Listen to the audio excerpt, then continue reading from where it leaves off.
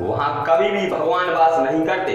जी हाँ, खबर सागर जिले के बंडा से जुड़ी है, जहां पर भगवती मानव कल्याण संगठन के संचालक संस्थापक परमहंस योगीराज श्री शक्ति पुत्र जी महाराज जी के दिशा निर्देशन में विश्व कल्याण की भावनाओं को लेकर भयभूत भ्रष्टाचार से मुक्त समाज के निर्माण के लिए एवं नशे मास से मुक्त चेतनावान समाज के निर्माण के लिए ग्राम मुरारी बुजुर्ग तहसील सायगढ़ एवं ग्राम मगरदा तहसील बंडा जिला सागर में 24 घंटे ब्लॉक स्तरीय अखंड श्री दुर्गा चालीसा का पाठ धार्मिक आयोजन किया गया, जिसमें मुख्य अतिथि के रूप में संगठन के केंद्रीय प्रचार मंत्री जी उपस्थित रहे।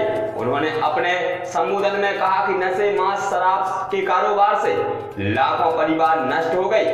अपराधों में छोटी छोटी बच्चियों के साथ हो रहे दुष्कर्म का कारण केवल नशा ही है। सरकारें केवल राजस्व कमाने में लगी हैं, उन्हें आम जनता से कोई लेना देना नहीं है। आपको स्वयं के परिवर्तन डालें। हम समाज को राजनेताओं के भरोसे नहीं छोड़ सकते। जिस घर में नशे की वस्तुओं का उपयोग होता है वहां कभी भगवान वास नहीं करते। जो भी राजनेता गांव शहरों में अपने क्षेत्र में नशा बिकवाए या नशे के कारोबार को न रोके, ऐसी किसी भी राजनीतिक दलों को वोट ना दें। राष्ट्रीय समाचार न्यूज के लिए हेमराज लोधी की रिपोर्ट। आज का जो कार्यक्रम रखा है इसका उद्देश्य क्या है? इसका कोरोना काल के लॉकडाउन के बाद समाप्ति के बाद लोगों में शिथिलता ना आ पाए, जो हमारा संगठन का लक्ष्य है उसमें गति आए, लोगों को एकजुटता करते हुए पुनः इस क्षेत्र के लिए नशा मुक्ति का, मांसाहार मुक्ति का जो क्रम है वो गति पकड़ सके, इसका लक्ष्य यही था। भगवती मानव कल्याण संगठन द्वारा केवल एक ही मुद्दे पर जो मुहिम चलाई जाती है शराबबंदी को लेकर? नहीं, ये जो जहाँ कार्य ज़्यादा हो रहा है उसी पे वहीं रोक लगाई जाती है। पहली बात तो भगवती मानव कल्याण संगठन का बिंदु नशा मुक्ति के साथ साथ चरित्र ही है, चरित्र का निर्माण करना, मानवता की रक्षा करना, लेकिन शुरुआत वहीं से होती है।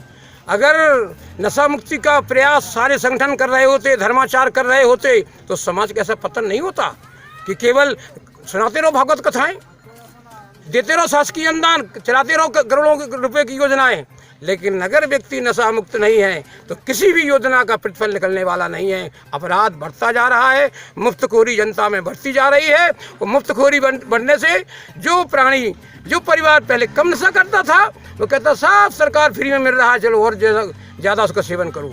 इसलिए नशा मुक्ति तो प्राथमिकता में है और रहेगी, लेकिन हमारा लक्ष्य मानव कल्याण है।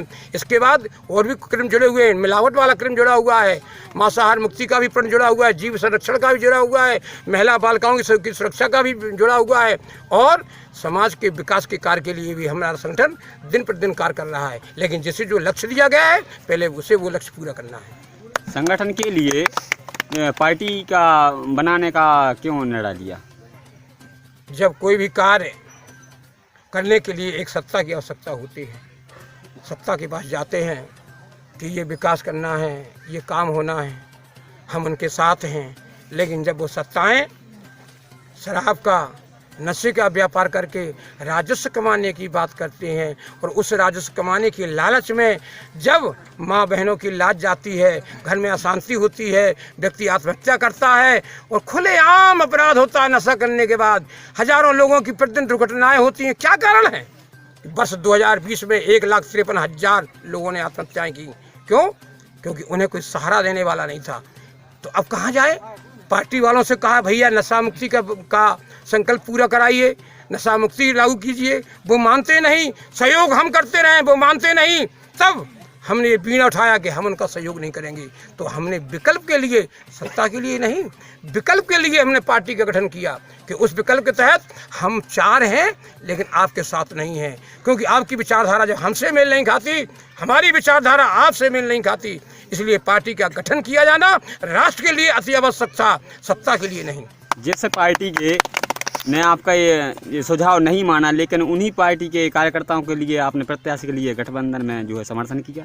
जब व्यक्ति हमारे गुरुवर के पास जाते हैं, निवेदन करते हैं कि अब हम सुधरेंगे, अब हम प्रयास करेंगे, अब हम पूरी तरीक़ा से संगठन के जो लक्ष्य हैं, नशा मुक्ति, मांसाहार मुक्ति, चरित्रवान और मानव कल्याण की कार्य योजनाएँ हमसे वादा करते हैं।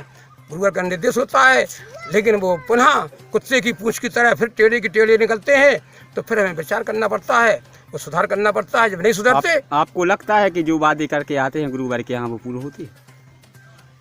अगर ये पूरे कर रहे होते तो हमें इस पार्टी के गठन की आवश्यकता नहीं पड़ती। जिला पंचायत, जनपद पंचायत के चुनाव आने वाले सभी में हमारे प्रत्याशी खड़े होंगे। क्या यह कारण तो नहीं है कि ये कार्यक्रम उसमें कुछ प्रावधान डाले? नहीं, ऐसा तो नहीं है, क्योंकि जब आचार संहिता लगेगी तो उसका पालन किया जाता है। जो शासन के नियम होते हैं उनका पालन करते हैं, लेकिन मुख्य लक्ष्य हमारा अभी यह है कि हम एकजुट हैं समाज कल्याण के लिए। जाति किसी विशेष जाति के लिए नहीं है, किसी विशेष धर्म के लिए नहीं है, समाज कल्याण के लिए है। तन मन धन से हम लोग कार्य कर रहे हैं और इसीलिए हमारे पे फर्जी मुकदमे भी ला दे जाते हैं। हम हमारे कार्यकर्ताओं को फर्जी मुकदमे में फंसा कर उन्हें परेशान किया जाता है। अगर ये और कोई लक्ष्य होता तो हम भी कहीं चाटुकारिता कर रहे होते सत्ताओं की, लेकिन जो सत्ता से जुड़ा हुआ होता है उन्हें कहीं सत्ताओं से न भय होता है न आवश्यकता महसूस होती है। आओ कसम की घर घर तक शिक्षा का दीप जलाएंगे, गांव की अंतिम झोपड़ी तक हर सुविधा पहुंचाएंगे।